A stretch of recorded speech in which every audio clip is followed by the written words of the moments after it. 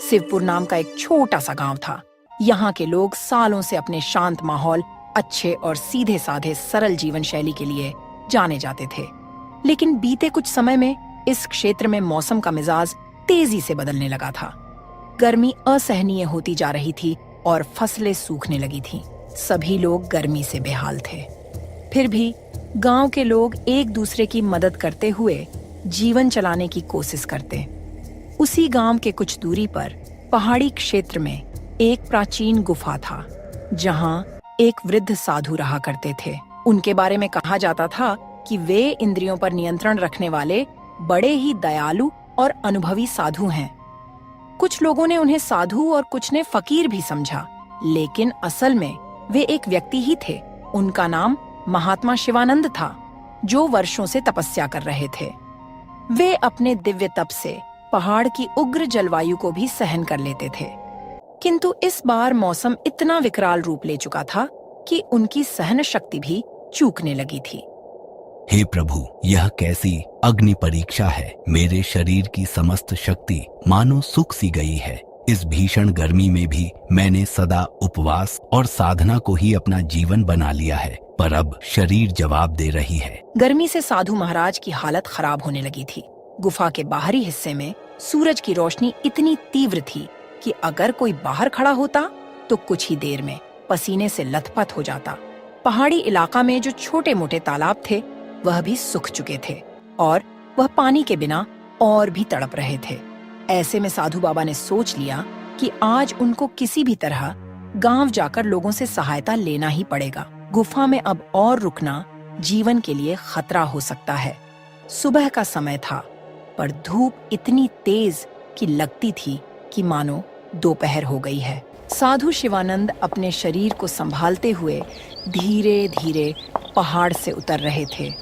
उनकी चाल डगमग हो रही थी, कंठ सूख चुका था, पर मन में अभी भी उम्मीद थी कि गांव के लोग उनकी सहायता जरूर करेंगे।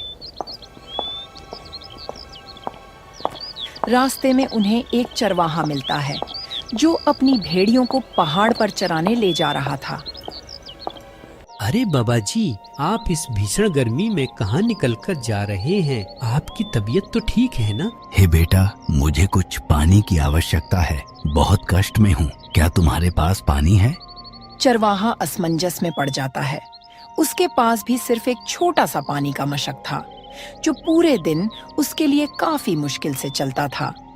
कुछ क्षण सोचने के बाद वह थोड़ा पानी साधु को दे देता है। बाबा, मेरे पास ज्यादा पानी नहीं है, पर जो है वह आपको दे रहा हूँ। आप गांव पहुँचे तो और लोगों से भी मदद मांग लेना। साधु को थोड़ी राहत मिलती है। उन्हें इस चरवाहे में उम्मीद की किरण दिखती है। साधु उसे आशीर्वाद देकर आगे बढ़ जाते हैं। जब साधु गांव के पास पहुंचते हैं तो देखते हैं कि गांव के पास में ही एक ही कुआं था, जो अब लगभग सूख सा गया था। गांव के लोग दिन भर उसका पानी निकालकर अपने अपने काम में लगा लेते थे। साधु शिवानंद जब गांव में दाखिल हुए तो सबसे पहले उन्हें तेज धूप ने इतना तपन दिया कि उनके गर्दन पर चमकती पसीने की बूंदें झलक आईं। गांव की गलियों से गुजरते हुए वे देखते हैं कि अधिकतर मकान मिट्टी के बने थे। कुछ बैल बेचैन होकर तड़फड़ा रहे थे। थोड़ी दूर जाने पर साधु को कुछ लोग दिखाई देते हैं, जो मिलकर एक सूखे तालाब की तलहटी साफ कर रहे थे। अरे शंभू भाई, लगता है ये गर्मी हमारी जान लेकर ही मानेगी। इतनी गर्मी, ऊपर से गर्म हवा शरीर को जला दे रही है। हाँ, तुम सही कह रहे हो, पर हम कर भी क्या सकते हैं? गांव में सभी परेशान हैं। अब तो कुआं का पानी भी खत्म होने वाला है। अगर पानी खत्म हो गया तो हम सब पानी के बिना तड़प तड़प कर मर जाएंगे। हे भक्तों, क्या कोई मेरी सहायता कर सकता है? मुझे पानी की अत्यंत आवश्यकता है, और यदि कुछ छाया या विश्राम का स्थान मिल जाए तो मैं आपका आभारी रहूंगा। ग्रामीणों ने उन्हें देखा, पर कोई खास उत्सुकता नहीं दिखाई। उन्हें लगा कि यह कोई साधु या भिक्षुक होगा जो भीख मांगने आया है। बाबा, अपने लिए पानी जुटाना इस समय हमारे लिए भी मुश्किल हो रहा है। हम खुद यहाँ सूखे तालाब की सफाई कर रहे हैं ताकि बरसात आए तो पानी संग्रहित कर सकें। ऐसा नहीं है कि हमारे पास कोई भंडार है जिसे हम लुटा दें। मैं समझ सकता हूँ बेटा, पर मेरी दशा बहुत दयनीय है। मैं पहाड़ से नीचे आया हूँ, गुफा में रहता था। अब इस अत्यधिक गर्मी के कारण मेरा शरीर साथ नहीं दे रहा। सिर्फ कुछ घूंट पानी और थोड़ा विश्राम दे दो।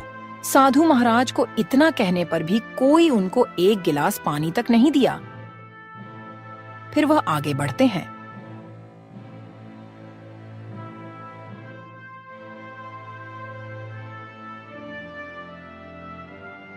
गर्मी से बेहाल मजबूर वह गांव के चौपाल पे जाते हैं, जहां लोग इकट्ठे होकर बैठते थे। चौपाल के बीच में एक बड़ा वृक्ष था, जिसकी छाया ही कुछ राहत देती थी।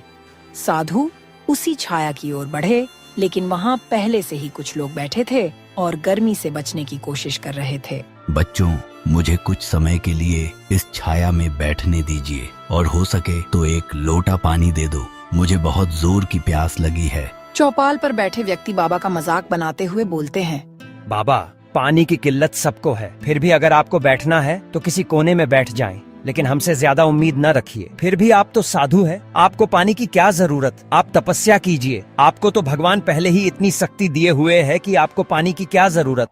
साधु जी शर्मिंदा होकर धीरे से कोने में बैठ गए। वह अत्यधिक थकान महसूस कर रहे थे।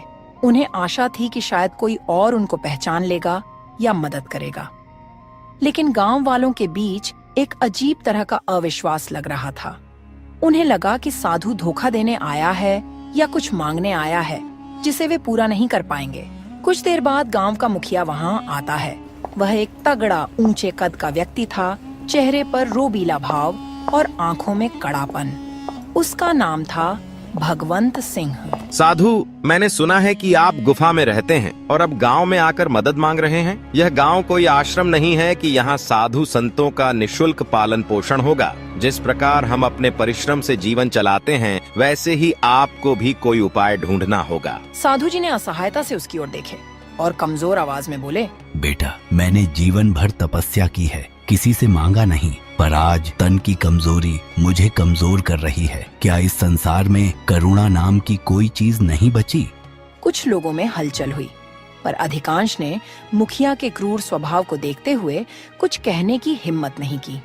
गांव में कई परिवार थे जो पहले काफी मेहमान नवाज माने जाते थे, पर आजकल पानी और भोजन की कमी ने सबको कठोर बना दिया था।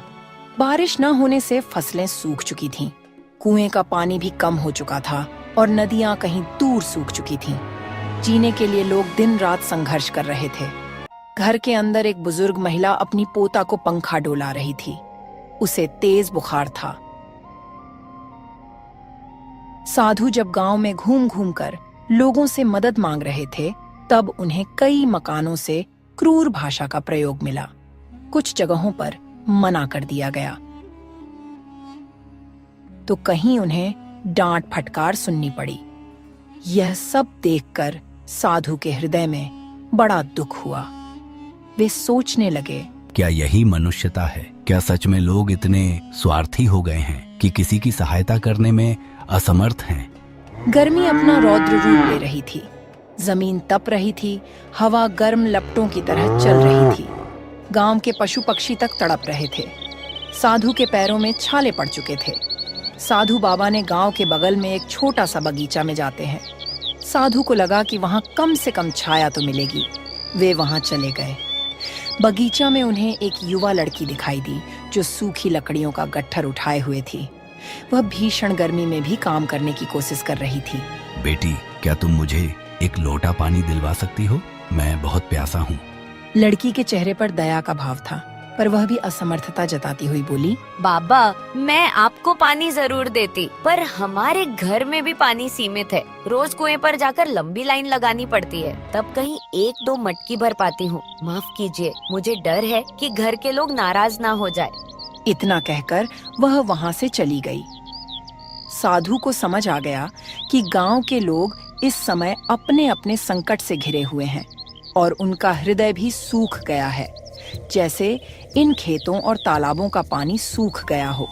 फिर भी साधु ने बगीचे के एक कोने में बैठकर आखिरी बार प्रार्थना की, हे प्रभु, यदि कोई चरम पर हो तो दया का अंकुर फूटना चाहिए, किंतु यहाँ तो मानवता ही विलुप्त हो रही है, ऐसा क्यों?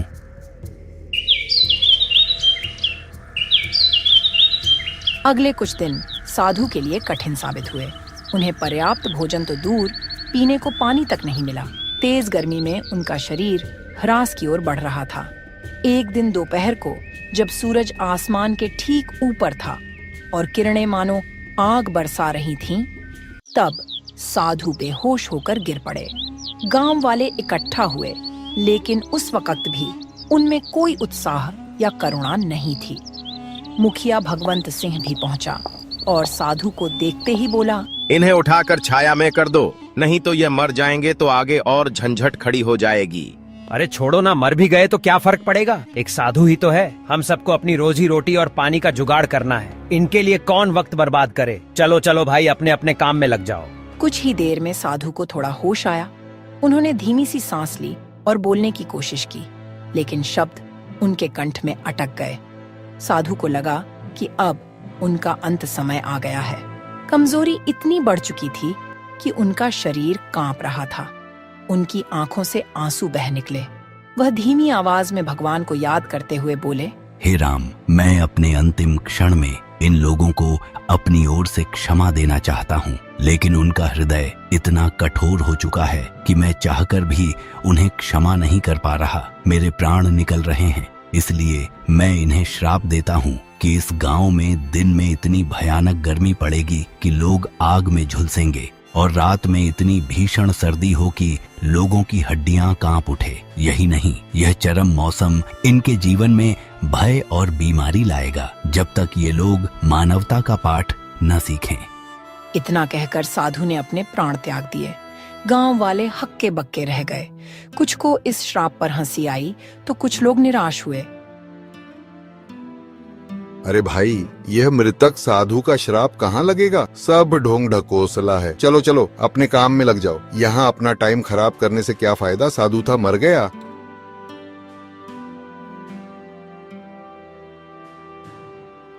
साधु की मृत्यु के 1-2 दिन बाद ही मौसम ने अपना विकराल रूप दिखाना शुरू कर दिया। सूरज की गर्मी, जो पहले ही असहनीय थी, अब और भी प्रचंड हो गई।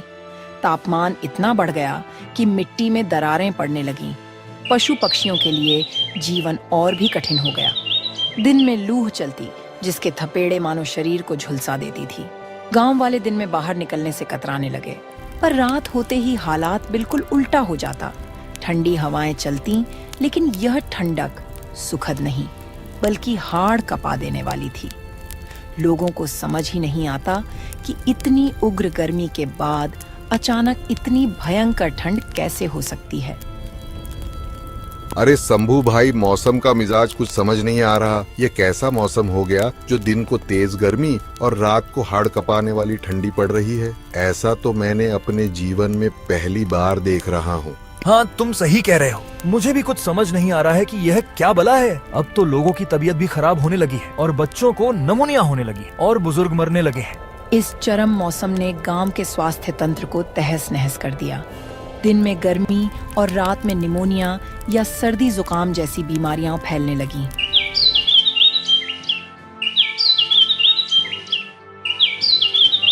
मुखिया भगवंत सिंह ने महसूस किया, हालात हाथ से निकल रहे हैं। दिन के समय कोई खेतों में काम नहीं कर पा रहा, फसलें जल रही हैं, पशु मर रहे हैं, पीने का पानी कम हो रहा है और रात में लोग कांप कांप कर सो नहीं पा रहे। बीमारियां फैल रही हैं, बच्चे बुखार से तप रहे हैं और बूढ़े मर रहे हैं। यह एक मुसीबत है। मुझे इस पर जल्दी कोई फैसला लेना होगा।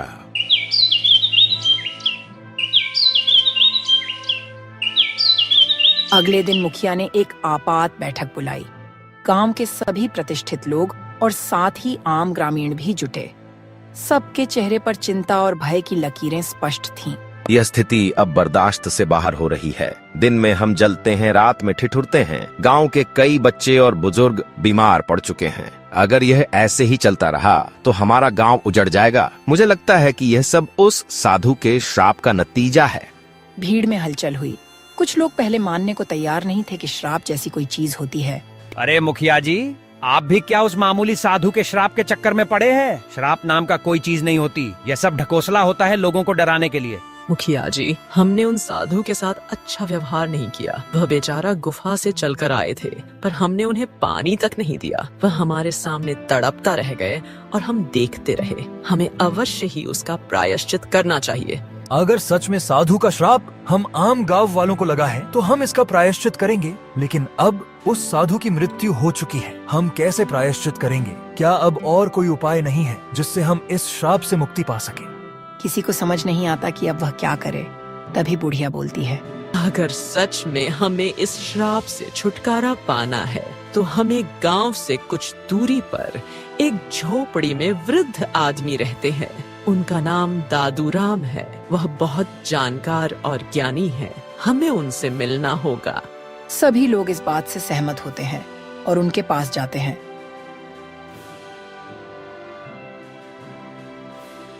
वहां जाकर उनको सारी बात बताते हैं। तब दादूराम बोलते हैं, बेटा, मैं उस साधु बाबा को जानता था। वर्षों से सुना था कि वे अपनी तपस्या से अनेक लोगों को लाभ पहुंचा चुके थे। उनका मन सदा शांत और दयालु था। उनके श्राप का कारण तुम्हारी क्रूरता है। अगर तुम लोग उस क्रूरता का प्रायश्चित करना चाहते हो तो हमें सबसे पहले उनके पार्थिव शरीर को ढूंढकर उनका विधिवत अंतिम संस्कार करना होगा। सुनने में आया है कि वह बगीचा में ही अपने प्राण त्याग दिए थे। लोग उनके बात से सहमत हुए। हाँ, यही उचित होगा। लेकिन क्या इससे सचमुच श्राप समाप्त हो जाएगा? श्राप तभी समाप्त होगा जब हमारी हृदय से मनुष्यत्व लौट आएगा। हमें दयालु और परोपकारी बनना होगा। दूसरों की मदद करने की शपथ लेनी होगी। तभी उनका अशांत आत्मा को शांति मिलेगी और हो सकता है कि परमात्मा हमारी सहायता करे। गांव के लोग एकजुट होकर बगीचा में पहुंचे, जहां साधु का पार्थिव शरीर पड़ा हुआ था। भीषण गर्मी के कारण कुछ ही दिनों में स्थिति दयनीय हो चुकी थी, लेकिन लोगों ने हिम्मत करके शरीर को परंपरा के अनुसार अंतिम संस्कार किया। साधु का अंतिम संस्कार पूरे सम्मान के साथ किया गया। मन में सबके पश्चाताप के स्वर गूंज रहे थे। मुखिया अब बाबा से हाथ जोड़कर प्रार्थना किया, हे बाबा, हमें क्षमा करो। हमने आपके साथ जो दुर्व्यवहार किया उसके लिए हम सभी दोषी हैं। अब हम वचन देते हैं कि किसी भी जरूरतमंद को कभी निराश नहीं करेंगे। अगले कुछ दिनों में मौसम में थोड़ा बदलाव दिखने लगा। दोपहर की लू अब भी थी, लेकिन पहले जैसी भयानक नहीं।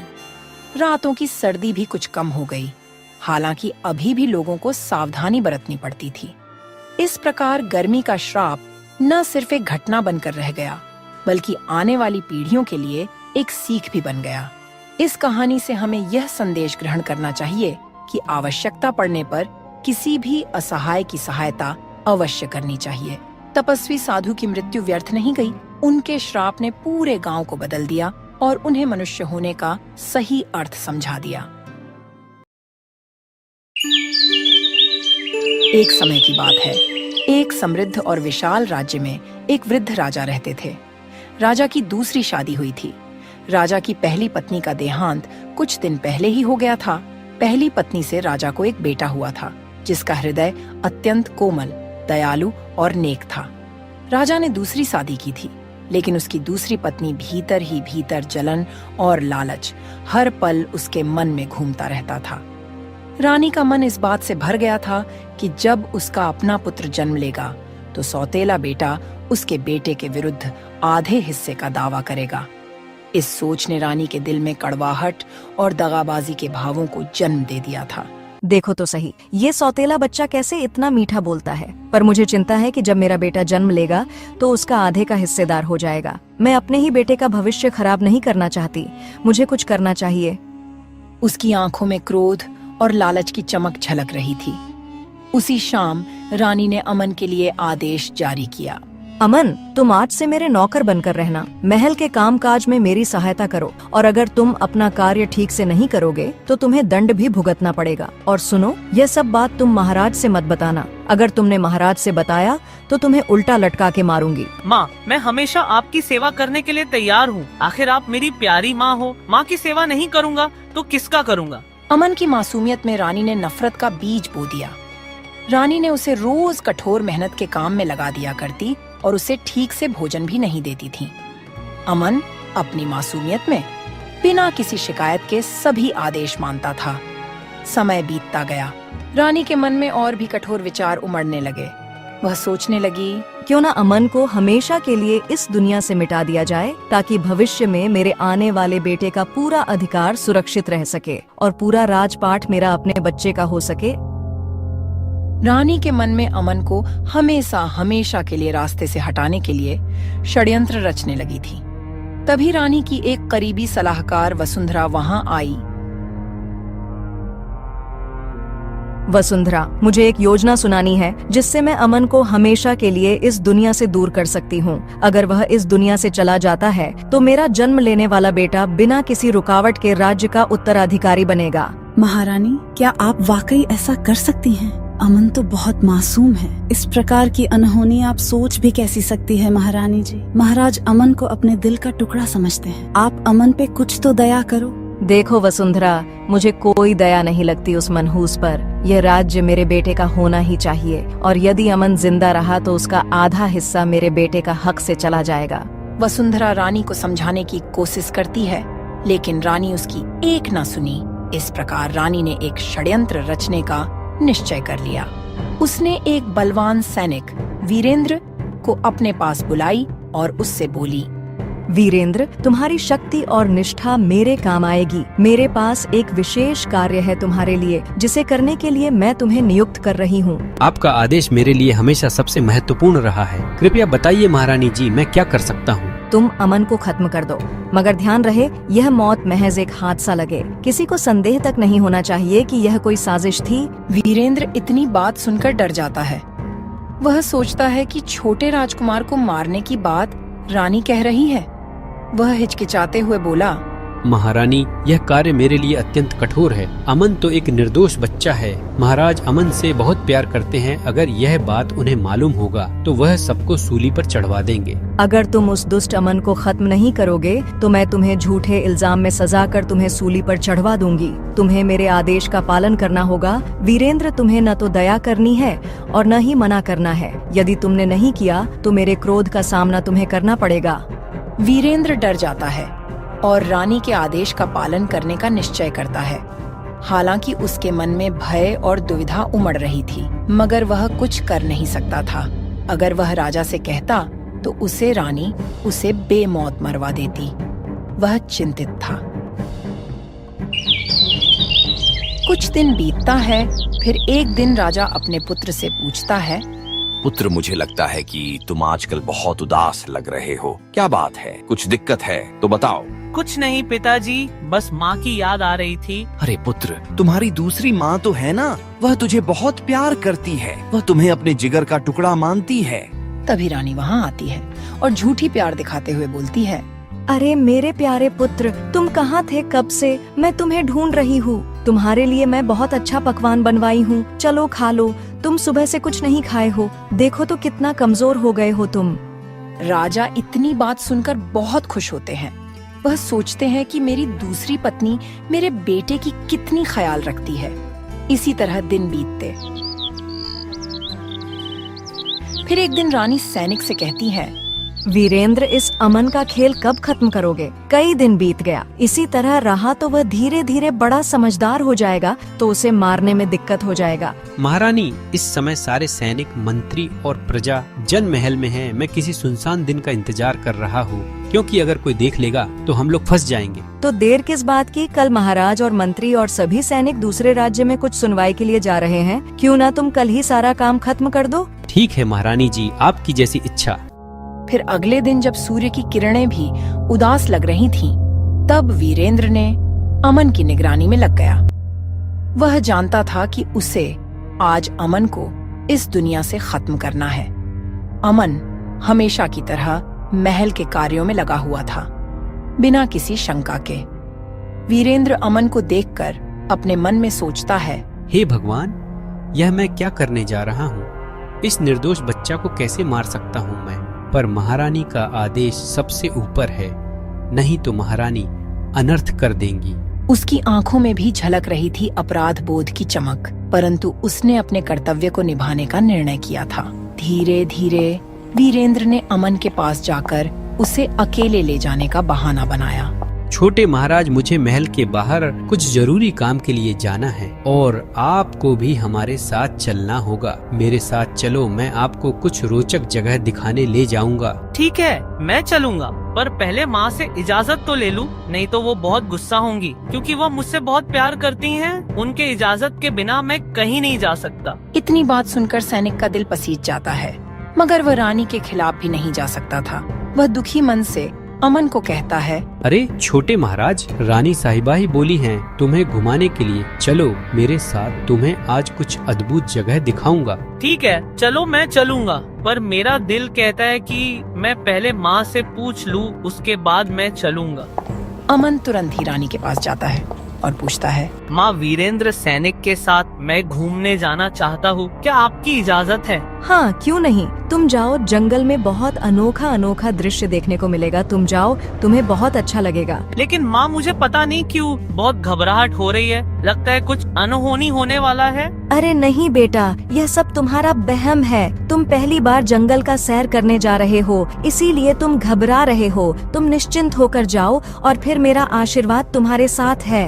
रानी की बात सुनकर अमन खुशी खुशी सैनिक के साथ चला जाता है। तभी रानी मन ही मन सोचने लगती है, जा जा अमन के बच्चे, आज तेरा खेल खत्म। अब से मेरे आने वाले बच्चे का सारा राजपाट होगा। दोनों महल से बाहर निकलते हैं और एक सुनसान रास्ते पर चल पड़ते हैं।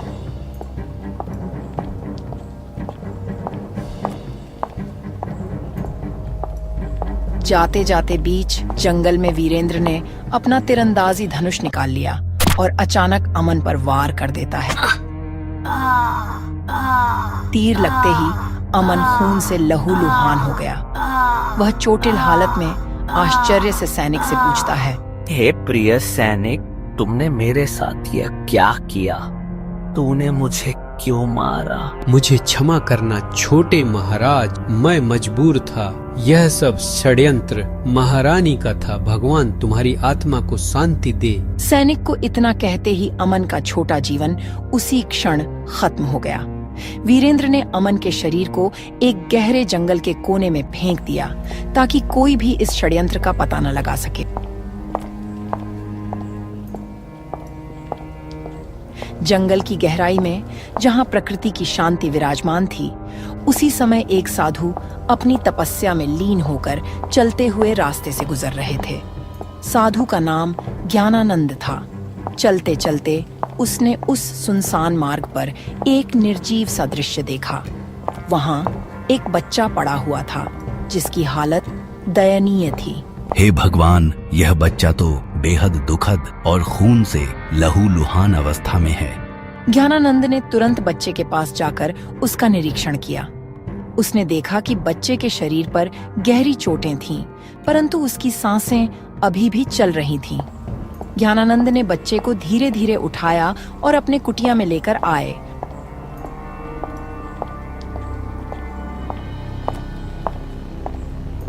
और ज्ञानानंद ने बच्चे का उपचार करना शुरू किया, उसे औषधियां दी और धीरे धीरे उसकी हालत में सुधार आने लगा।